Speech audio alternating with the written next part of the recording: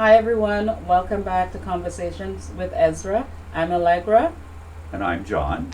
and today, as promised, we will be doing a follow up video on our previous video, which will be in the link below on manifestations. We had asked Ezra for a tidbit of inspiration around manifestation, and I've had some time to have a look at that video, listen back, if you will, at what they had to say, and we've got our own take on what it may mean to us. You guys may have gotten something else out of it, that's okay, but we'll just let you know what we think was meant when they came in with that tidbit.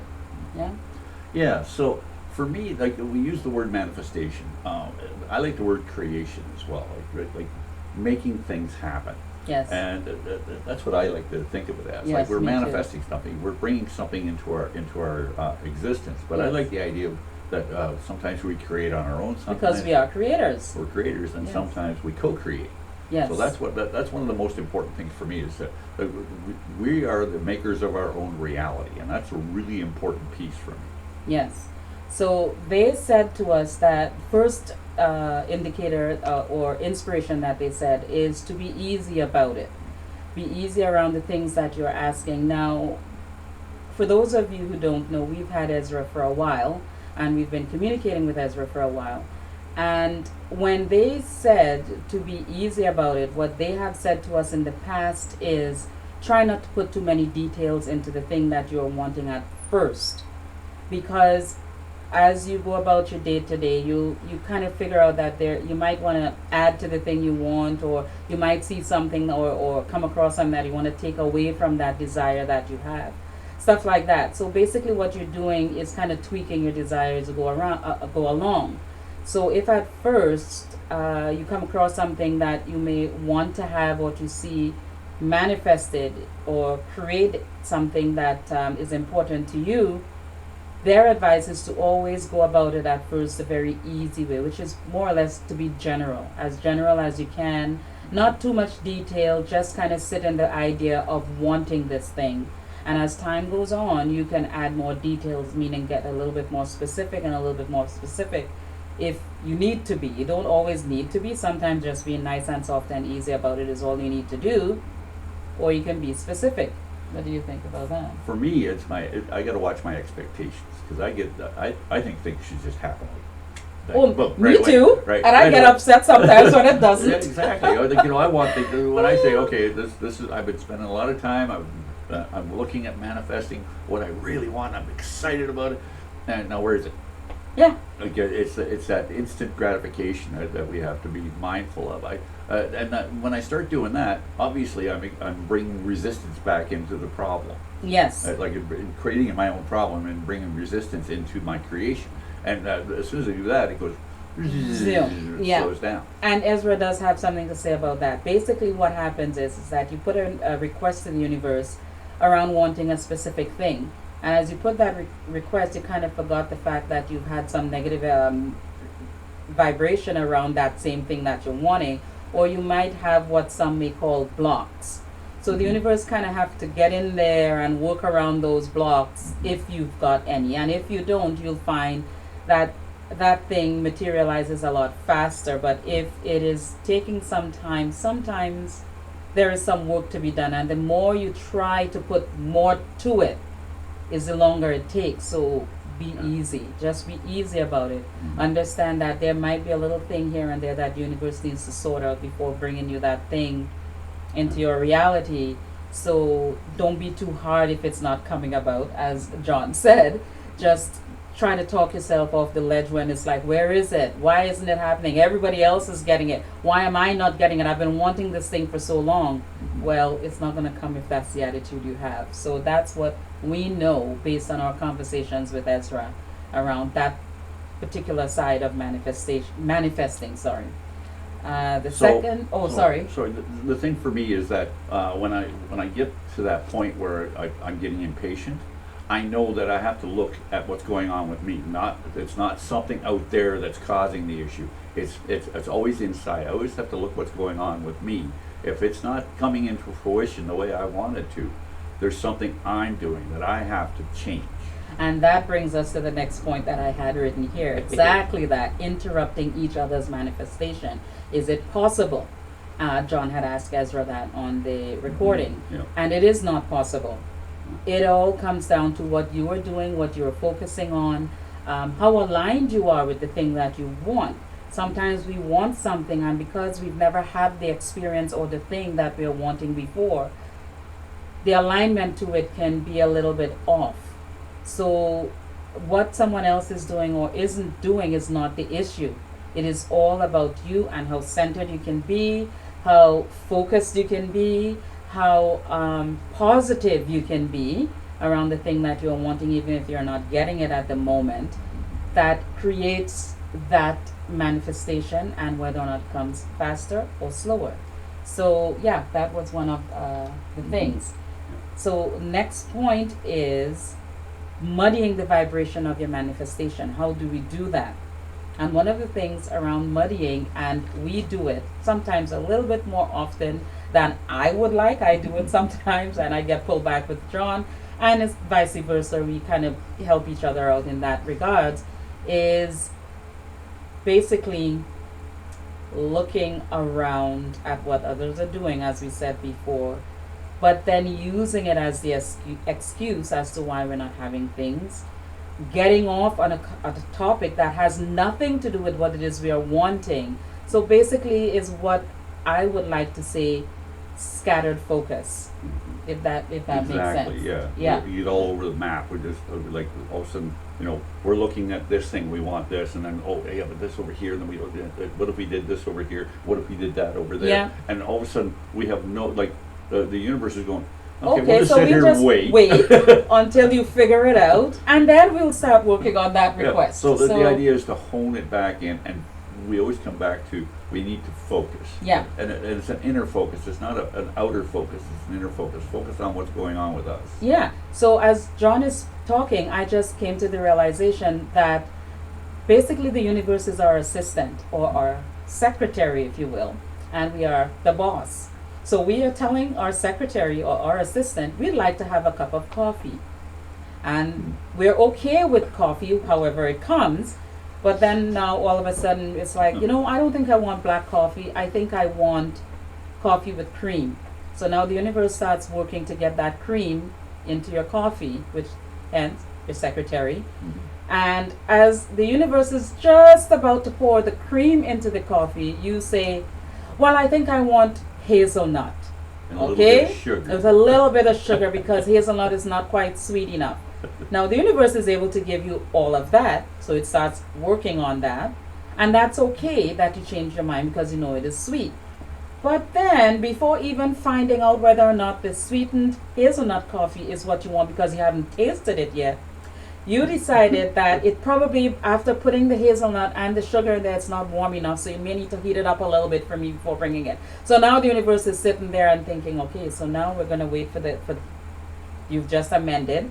So we'll take that cup that never got to you to begin with, and we will do the other things that you asked, and we will go heat it up and then bring it. But before the microwave or the coffee maker actually has time to stop while it's heating it up, you've decided, well, I think I want tea instead. So this is, if that gives you a clear idea of how we believe it works.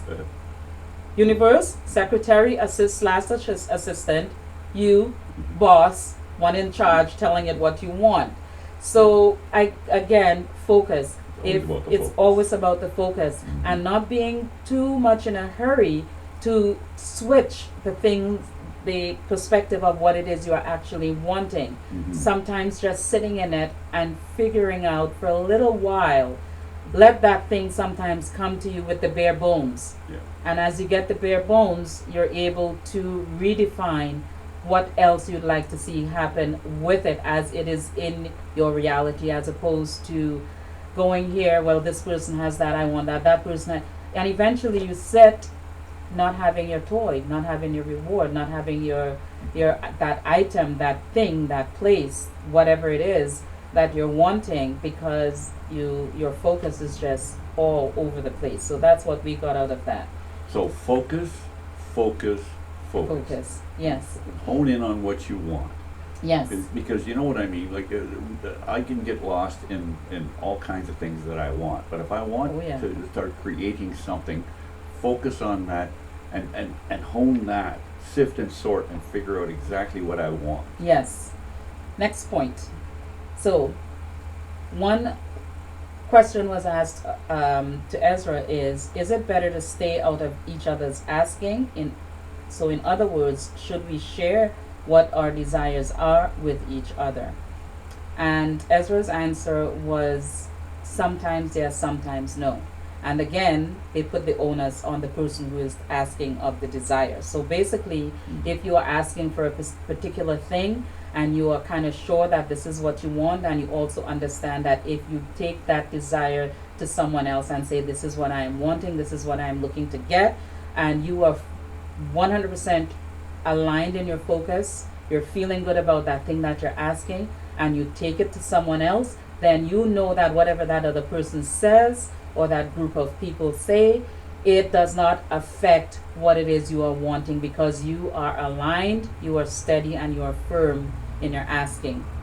But they also said that if you are not sure about what it is you're wanting, or you've made the request to the universe about a particular thing, and you still need to do some sorting out, and you take it to someone or a group, sometimes the perspective of the other may give you a better understanding of what it is you want, and from there you can actually tweak that asking. So what they said is basically kind of figure it out.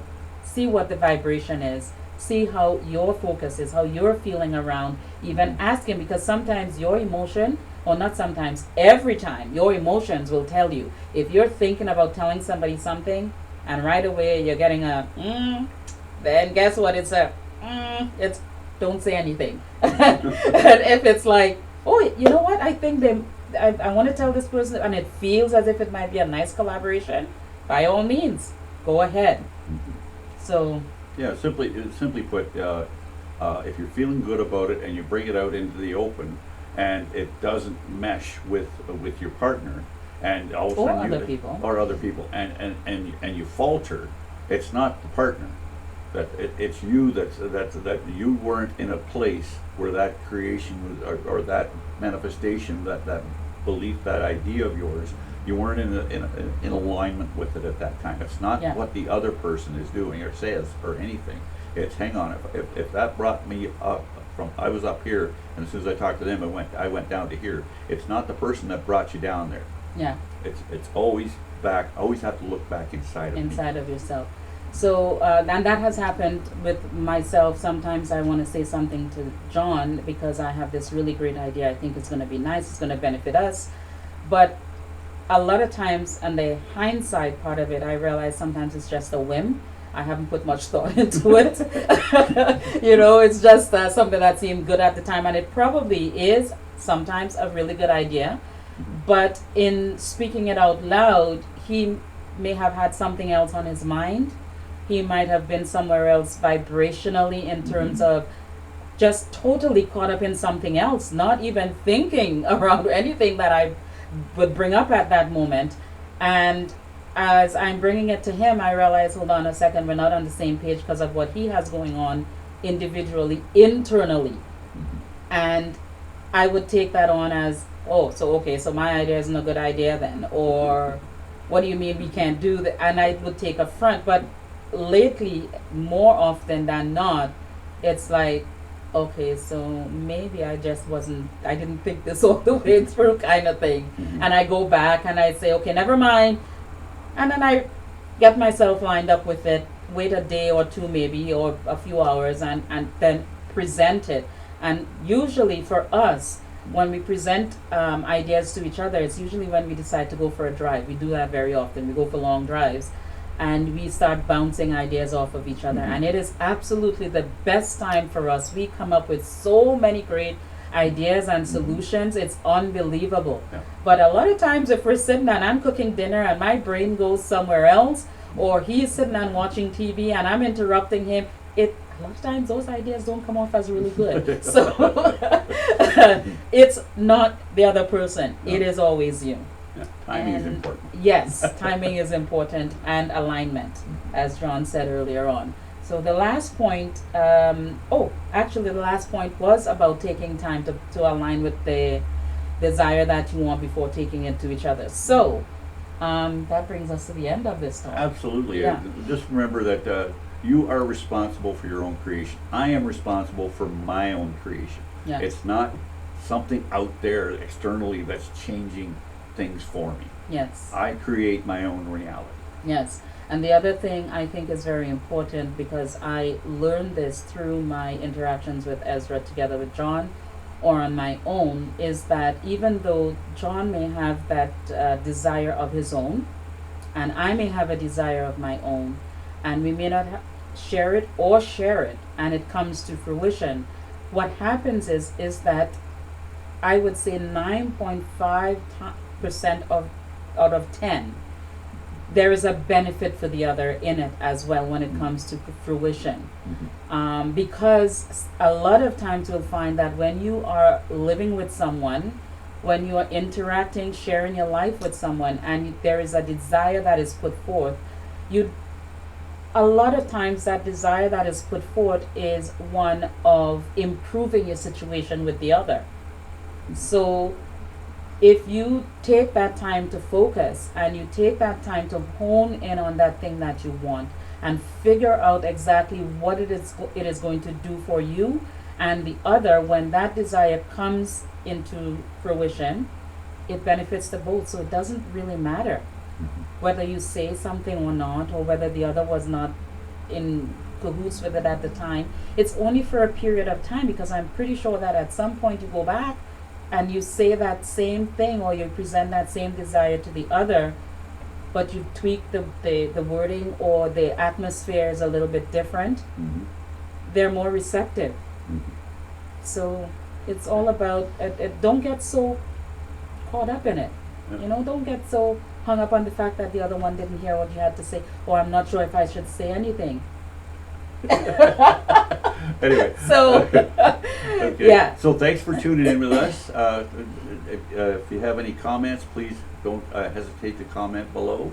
Yes, and of course, subscribe and like, share, and please, if you know anyone who would be interested in this type of material that we are offering, let them know. And we do thank you guys who have tuned in. Thank you again for tuning in, and hope to see you on our next video. Have a good one. Until then, have a nice day. Take care.